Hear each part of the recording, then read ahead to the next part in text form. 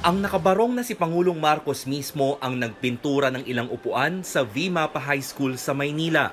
Kasama niyang nagpintura si Vice President at Education Secretary Sara Duterte.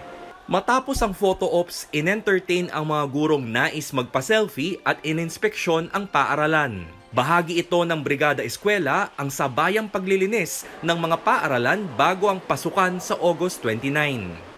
Pero handa na nga ba ang mga paaralan? At paano naman ang mga paaralang napinsala ng mga bagyo? Hindi pa lahat.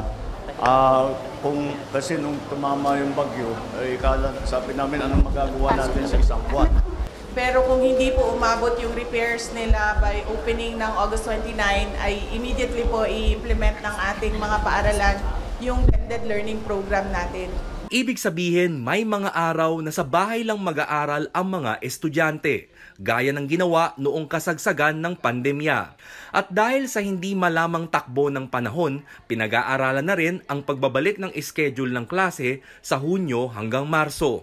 Lalo na't nakararanas na rin ng mga bagyo tuwing summer at mainit na panahon kahit pa tag-ulan. Ayon sa Pangulo, hindi maisasantabi ang banta ng climate change hindi lang sa mga mag-aaral kundi sa mga guro at non-teaching personnel.